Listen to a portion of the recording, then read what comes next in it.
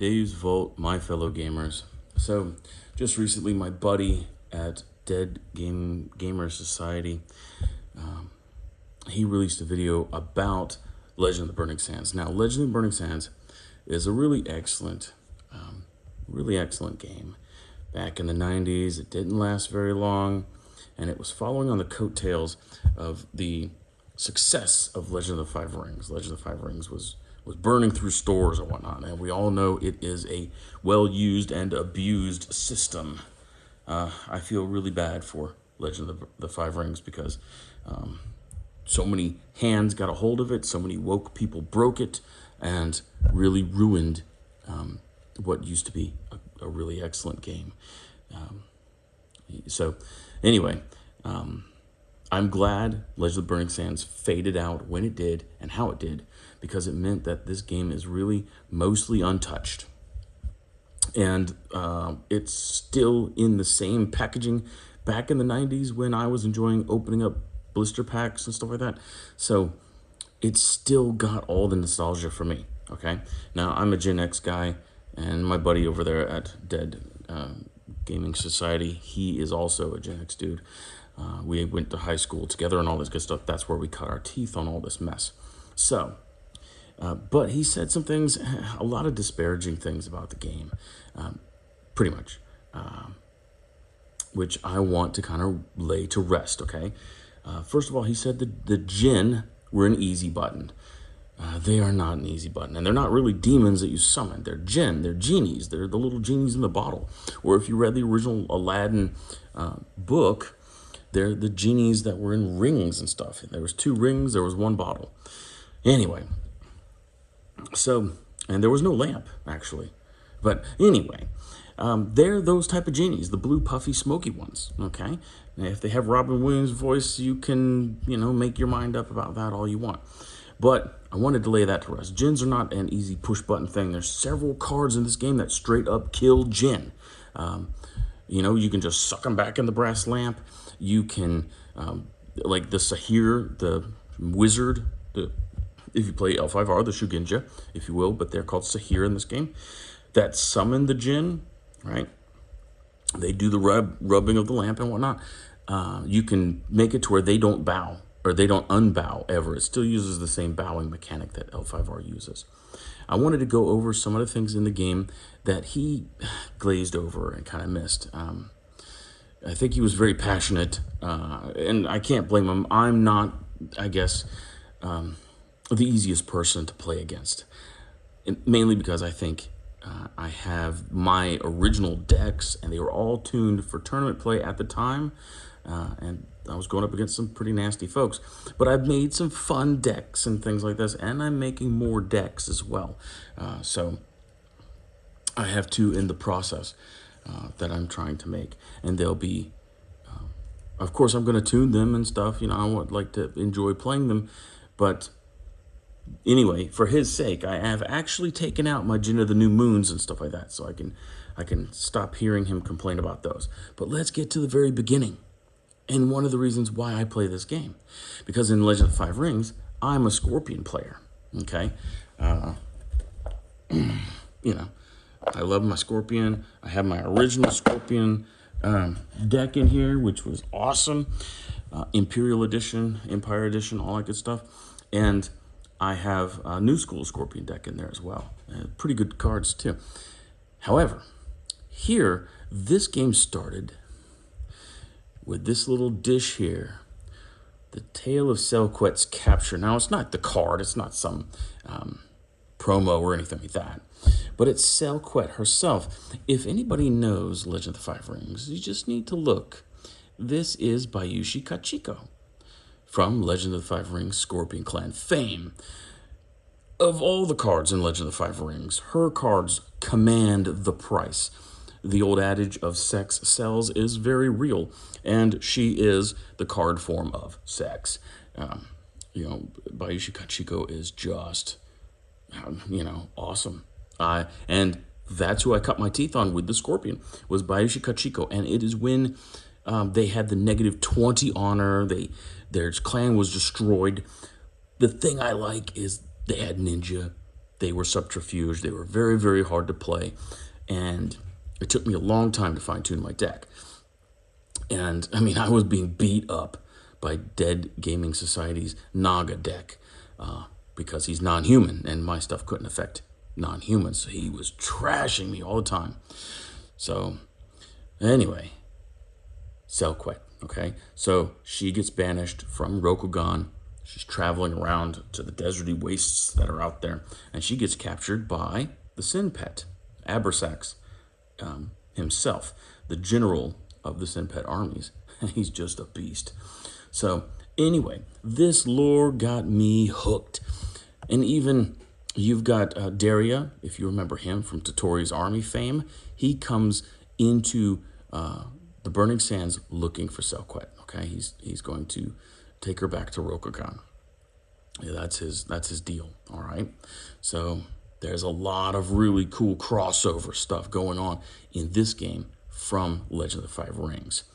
And it's the old, tasty Legend of the Five Rings, too. It's before a lot of nonsense happened. It was still owned by AEG, and so they were taking, their beloved characters and bringing them back and forth through here.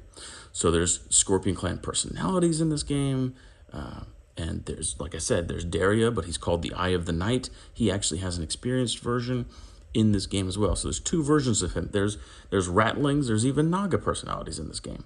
Really cool, okay? And that loathsome Matsugohi even gets into this card game. So you've got crossover love there. Okay, good, fine. Now, something that my buddy didn't tell you guys was, this is just one of the tiny rule books. AEG, you love them. They've got the fluff pieces in the front. Everyone was reading these when a new set dropped just to see what was going to go on. And, so they would give you some new errata and all this good stuff with every single book. But anyway, really good resources here, okay? All right, so I want to take you guys into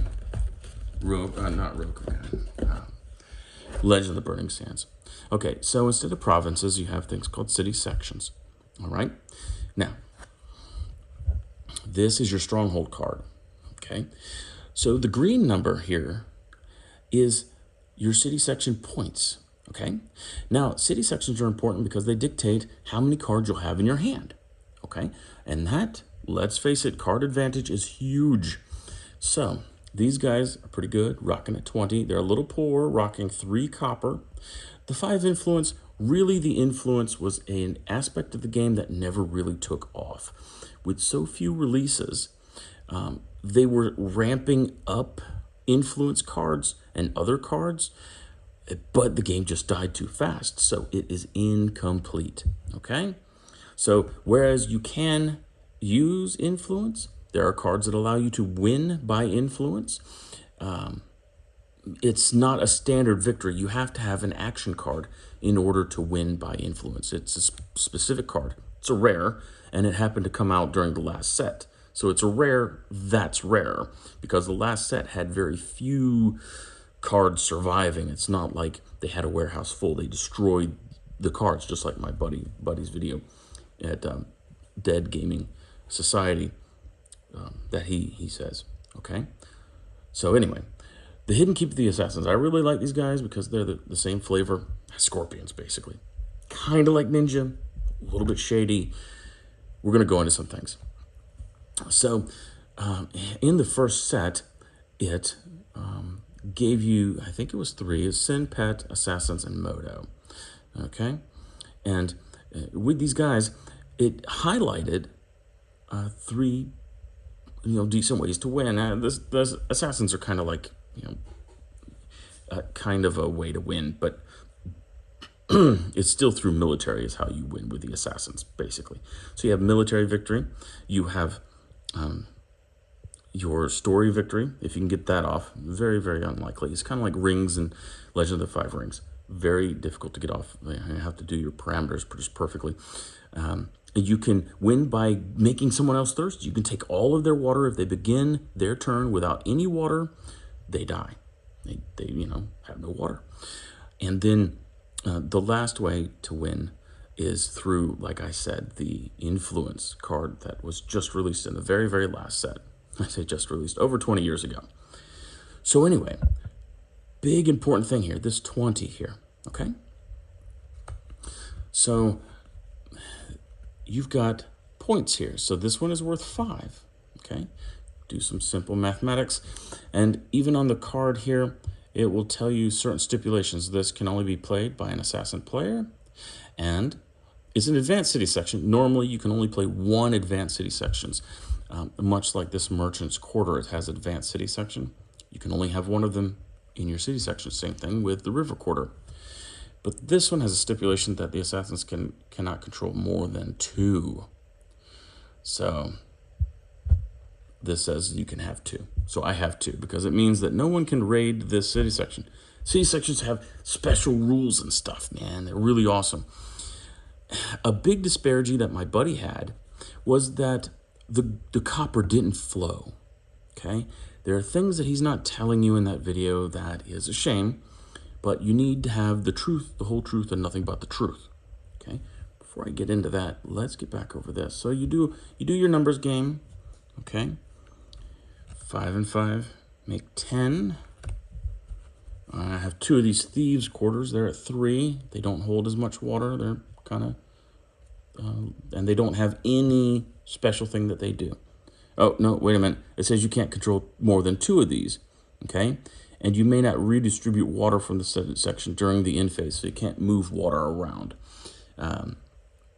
So it has actually just restrictions on this card, so it's kind of poo, but it's only 3 with 4 water, so pretty decent. So I have 2 of those, that makes 6. And then the Merchant's Quarter is at 4. That gives me a cap of 20.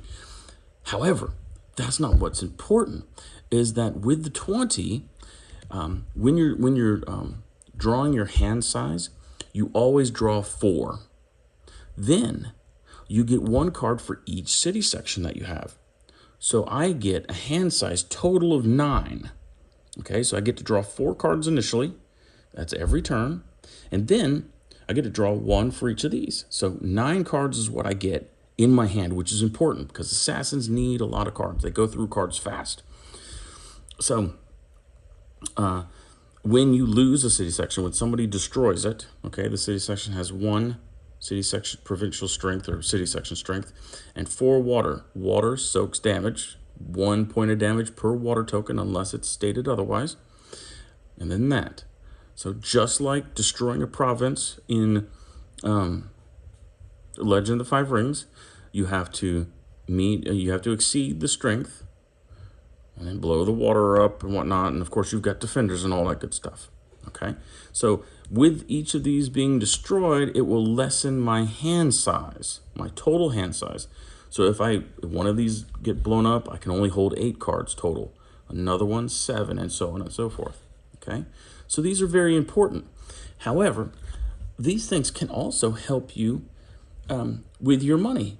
When you're bowing a holding, not a stronghold, but a holding, you bow this one along with it to add +1 copper to it. So he was disparaging about the holdings only making 2 copper mostly, and he's right. But this one can make a 3 copper holding. Not too shabby. But there's other things that he didn't mention.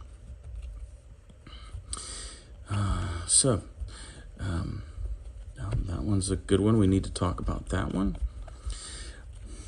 And actually, oh yes, here's that Eye of the Night dude I was talking about. That's Daria right there. So he's an excellent card. He's an excellent card in an Assassin's deck. Talk about that. And another Portal, Delight and Fancy. These are advisors. We can talk about those as well. So here, yep, and it's not this. Where are my? There we go. There she is. Okay, is there anything else here that is kind of importante to our discussion? Oh no, I don't have. I don't have Scalemen in this deck. Anyway, The holdings are important, okay? But it just doesn't stop at 2, like my buddy alluded to. He's putting the fuddler's name on this game, and it's not right. So there are holdings that cost 0 copper and 0 water, and they create 1 copper. They also have added benefits. You can bow and destroy this one to reduce the effective damage by an attack by 1. So, these they don't stay around forever, and you don't just make tons of copper off of them like you would at Legend of the Five Rings. He has to kind of get himself out of that mindset of Legend of the Five Rings. This is a different game. They produced it as a different game. And there are free holdings. There's this one, and you get 3 of these. You get play sets just like Legend of the Five Rings. So you can get 3 of these. There's also called the Scale Man. He's a 0 cost. And actually, he has the added benefit because he just generates 1 copper, but you can pay a water to generate an extra copper for him. So he can be a 2 if you really need to. There are those things, but there's also, that's why I brought these 3 out. There's also holdings that work with themselves. All right. So this one, the belly dancer, she costs water. She's gotta be able to get her drink before she gets down there and belly dances. She produces 2 copper. However, plus 1 copper for every Den of Iniquity in play. Okay? So you can have 3 of her. And she has other things. Like at nighttime, she has, target an unbowed hero you control, then bow and destroy the belly dancer. Target a hero initiates a duel with another hero, which may be refused by discarding 3 stinking water. And 3 water is massive in this game. So these also have other aspects to the game. They're awesome. Most of the time, it destroys the holding, which is a shame. So this card here alone can get huge. Let me elucidate here. Okay? So this is Portals of Delights and Fancies, and this is just straight up Den of Iniquity. So this is Den of Iniquity, and this also, if you look underneath here, is also a Den of Iniquity. You can have 3 of each of these. So you can have 3 belly dancers, 3 of these, okay? And it doesn't take long to add things up. And he also forgot to mention that these things make copper themselves. This is just 3. However, that's good enough to bring out, a Den of Iniquity for, with this. You're always going to be able to bring stuff out. So you add these things together, that's going to be 6. 6, 7, 8. This bad boy can be making 8 copper a turn. That's one of those big old personalities that my buddy was complaining about. Boom, 8 copper. It's huge. Plus, if you got a play set of each of the wheat fields, which is very common, and then the Scale Man, he's rare, but you can still get him. That's 6 copper also. You have to, tune your deck. This is a unique holding, but it allows you to, it also, you can make 4 copper out of this, but its ability allows you to increase your hand size by 1. Infinitely usable. So nice. Everything to do with card advantage. If you can increase your hand size, if you can increase the flow of pulling cards from your deck, really massive. You also have advisors, and there's another one, same border and whatnot. Considered a holding, kind of, but it's a special holding called a fortification. And those you put on city sections to give them like archery benefits or bonuses to their city strength. So, it's basic, just like an L5R. And advisors do things like, this is an assassin deck, so you bow this, pay 1 copper to reduce the damage of a thrust to 0. So basically you take no damage from a thrust. Talking about thrusting, that's part of dueling, okay?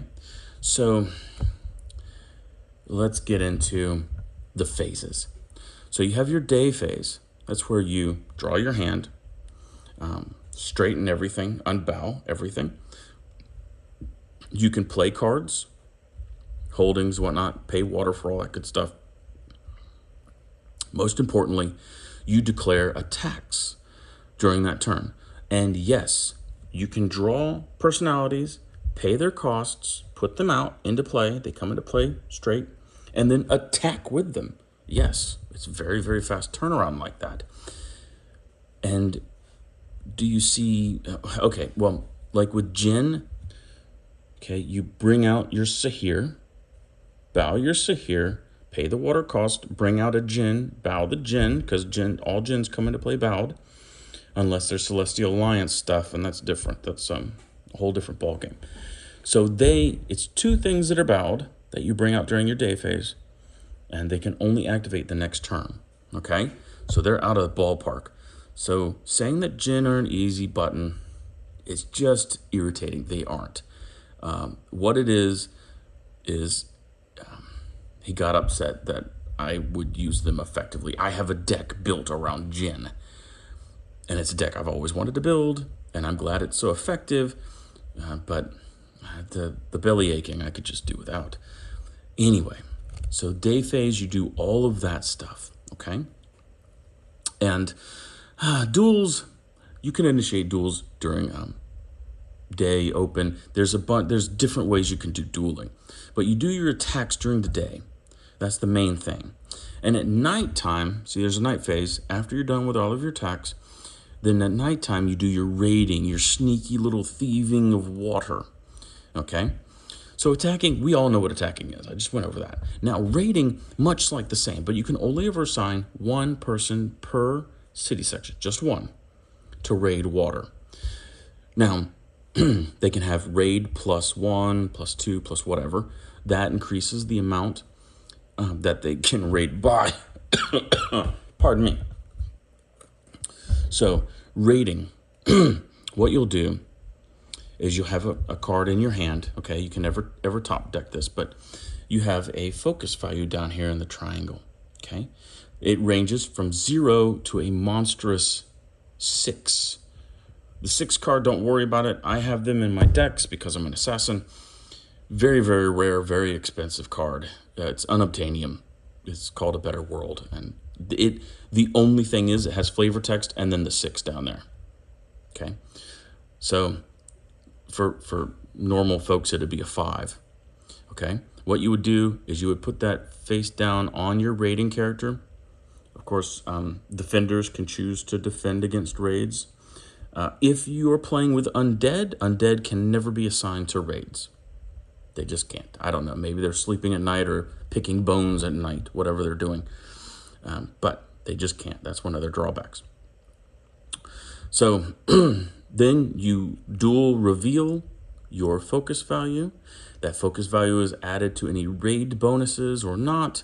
And that focus value has to beat, or the total raid value has to beat the defender's raid value, or focus value with everything, and the city section's strength, its personal strength there. So raiding is very easy, and you only get 1 water per raid. However, if you can have carry plus XYZ, like there's certain followers and cards and things like that increase the carry potential of your character, you can crank someone up in the Moto faction to be carrying 5 water off of a city section, and that's detrimental. Okay, since that is a victory condition, is making people just thirsty to death. It's terrible. That's a terrible way to die. Okay, so that's raiding. That's nighttime. And there's, I know at least 1 Jinn that comes out at night. He's Tahir. But anyway, so you have your military victories, basic type deal. Dueling is a little bit different. Okay, I just wanted to touch on this. The assassins, that's their thing. The 3 main factions, Sinpet, Assassins, and Moto, that came out first. So the Sinpet, they're all about just crushing your face, okay? They are a very, very aggressive military force, okay? That's what they do. Very synergistic cards as well, adding bonuses and all this good stuff. The Assassin, they duel. That's their main claim to fame. And the Moto, they raid. They're they're nothing like the Otaku clan from Legend of the Five Rings. They are not honorable. They're basically desert rats. They're just raiders. They're trash. And I say that in the most loving sense. Honestly, no, I hate it. It's a very despicable way to play the game. And back in the 90s, I had a lot of trouble with those butt clowns. And that's why I built this deck here. Because this deck basically destroys them. What I do is you single out who to kill. Okay? So you have certain cards that initiate dueling during different times of the day, even reactionary duels during battle, all this good stuff. And a duel is really actually very cool. Okay, so you've got strikes and you have parries. Okay, when you initiate a duel, you take the two cards and set them off to the side, the two people that you're going to have fight. Okay, and they have, I got the old man of the mountain back here. They've got Ka, they've got Force. Okay, so Ka is what you use. It's basically the chi if you're referring to L5R. But this is different than a duel in L5R. L5R is a buildup of cards, and then you strike, right? This game, it's an active knife fight. It's a duel. And it's way cooler than L5R. This mechanic is awesome. So if you have the duelist ability right there, then what you can do is you can take your strike and have it +1 or -1. Okay, so here's the deal. You got two combatants, and the initiator of the duel always always kind of strikes first. They're always the first one. Okay, because it's kind of like I'm jumping out of an alleyway at you. Come on, boy! Knife in your side, right? So the defender is always on the defensive. Okay. But they get to attack too. Don't worry. So your homeboy here gets to strike. All right. So what you do is you have cards in your hand and then cards in your deck. You can never ever strike from your deck. You can never ever just strike. But you can always parry the strike from the top of your deck. Okay? So here, I'm going to take this card, which I would never ever use, but anyway, very expensive rare card there too, but it has a focus value of 3. So I'm going to say, okay, I'm ready to strike. Are you ready to parry? And this guy here, he's like, okay, yeah, I'm ready to parry. So there, boom, boom. Okay, a 3 and a 3. Okay, so that matches evenly. Now, since I'm a duelist, I can say, okay, I'm going to go one under, one over that. Because whatever the difference is how much damage they take, the defender, right? Because you're striking. So it doesn't matter whichever way. I'm a duelist. I could say under or over. They're going to take only 1 point of damage. So they're going to take 1 point of damage. If it was left like this, then the blades would clash in midair and nothing would happen. But since I'm a duelist, I'm going to crank it up a little bit and stab for 1 point of damage. So you would use a counter. And so this guy, if he was the defender, he would go down to 4. You just go down by 1. So the duel would continue. You can always parry from the top of your deck, even though you're taking your life in your own hands, or you can parry from your hand. Now, take in mind, you only have a limited selection of cards. If your hand was full at the time of the attack, like mine would be at 9 cards, someone else would normally be at 8 cards, because that's the norm, about 8 cards in your hand. And it would go back and forth until someone dies. You can see where these big Ka guys would be very handy. He's a monster of a duelist. So, and actually what you would do is you wouldn't duel with him at all. You just use him to force people to duel you. You need a way to initiate it. And it's only through card actions. You cannot say, oh, well, I just want to duel you. Right? It's just like in L5R where you need an Ijitsu challenge. But in this, you need card actions. Or like this old man here, he forces you to duel. He's like, you guys fight, kind of a thing. Now, it's really great because you can target people. Some people are a bit less targetable than others. But if you have the right setup in your assassin deck, after you're killing people, unique heroes and whatnot, you can gain that right of assassination card that I. But anyway, that you can gain additional city sections. Okay, it just adds one. Or you're just targeting people to get rid of them, like those annoying carry +2, carry +3 people. Generally speaking, Moto are very low on stats, so they're easy to pick off. Really easy to pick off with assassin characters. So that's what you do. It's kind of like military victory. Like the old man, he's an old man, but he still swings at a hefty 3. So if you pick off everyone's defending line, then you just walk over there and destroy their city sections. That's what the assassin deck does. It just duels everybody out of existence, and the people that are there that are able to defend or whatnot, you kind of don't care about them at that point. You've already gotten the big nasty people out of the way, so then you just blow them up.